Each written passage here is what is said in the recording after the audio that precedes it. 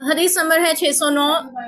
अनस बिन मालिक रज़ियल्लाहु अन्हु फरमाते हैं, एक मरतबा मस्जिद में नबी पाक सल्लल्लाहु अलैहि वसल्लम दाखिल हुए तो देखते हैं कि एक रस्सी दोनों सतूनों के दरमियान लटक। आप सल्लल्लाहु अलैहि वसल्लम ने देखा कि दो सतूनों के दरमियान एक रस्सी लटक रही है। आपने फरमाया रस्सी कैसी है? लोगों ने अर्ज किया ये रस्सी उम्मुल मोमिनीन ज़ैनब रज़ियल्लाहु अन्हा की लटकाई हुई है।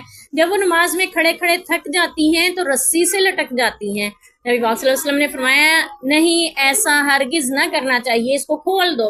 तुम में से हर एक अपनी तबीयत के खुश रहने तक नमाज पढ़े, फिर जब थक जाए तो उसे चाहिए कि बैठ जाए। तो यहाँ से हमें पता चल रहा है, नबी पाक सल्लल्लाहु अलैहि वसल्लम की एक और हदीस भी हमें मिलती है कि जब तुम में से किसी को नींद आए उसे चाहिए वो सो जाए और फिर ताज़ा दम होकर नमाज अदा करे। हमारे जैसी नींद नहीं होती थी कि सो जाए तो फिर अल्लाह ही जाने कब आँख खुलेगी। तो यानी नींद का गलबा हो तो फिर खुद को मुशक्कत में नहीं डालना चाहिए, पहले आराम कर लेना चाहिए। यहाँ पे उम्मुल मोमिनीन हज़रत ज़ैनब रज़ियल्लाहु अन्हा की इबादत का भी पता चल रहा है, इबादत के शौक़ का भी पता चल रहा है कि वो रात को इबादत करती थी और मस्जिद में इबादत करती थी।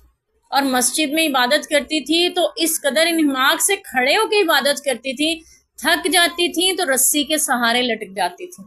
अब इसमें दो मफहूम है, एक तो ये कि छत से यानी दोनों स्तूनों के दरमियान में छत से रस्सी लटकी थी, उसको उससे खुद को बांध लेती थी। यानी अगर आप अपने यहाँ पे रस्सी बांध लेते हैं दोनों बाजुओं के नीचे और ऊपर लटकी हुई तो आप गिरते नहीं। इतनी देर खड़े होके क्याम करती थी। फिर जब रुकू करना होता था या सजदा हो तो वो उसको अपने ये बांधे हुए सिरे को खोल के रुकू सजदा कर लेती, फिर खड़ी हो जाती, खड़े होके क्याम करती थी, बैठ के नहीं पढ़ती थी। इतना उनमें ज़ौक़ इबादत था। तो आप सल्लल्लाहु अलैहि वसल्लम ने फरमाया कि ऐसा नहीं करो, इस रस्सी को खोल दो, बल्कि ये करो कि जब तुम थक जाए तुम में से उसे चाहिए वो बैठ जाए। यानी अल्लाह को थक के इबादत करवाने की कोई ज़रूरत और हाजत नहीं है। तुम थक जाओगे, हदीस पाक का एक और का मफ़हूम है, तुम इबादत करते थक जाओगे लेकिन अल्लाह अजर देते नहीं थकेगा।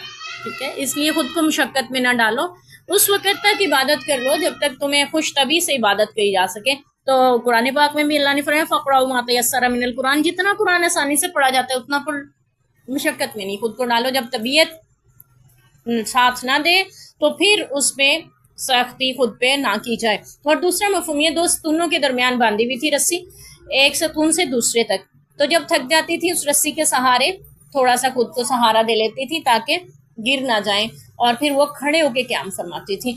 यहाँ से ये भी पता चला ख़वातीन भी मस्जिद में क़याम कर सकती हैं अगर उनके लिए वहाँ पे मस्जिदों में ऐसे इंतज़ाम इहतमामात हैं। और ये भी पता चला कि उम्मुल मोमिनीन होकर भी वो इतनी इबादत गुजार थी और वहाँ पे मस्जिद में आके इबादत करती थी। और फिर ये भी पता चला कि अगर कोई थक जाए तो उसके लिए हुक्म है वो बैठ कर भी इबादत कर सकता है, नमाज पढ़ सकता है। खड़े रहने की उसको यानी खुद को खड़ा रखने की मुशक्कत में ना डाला जाए।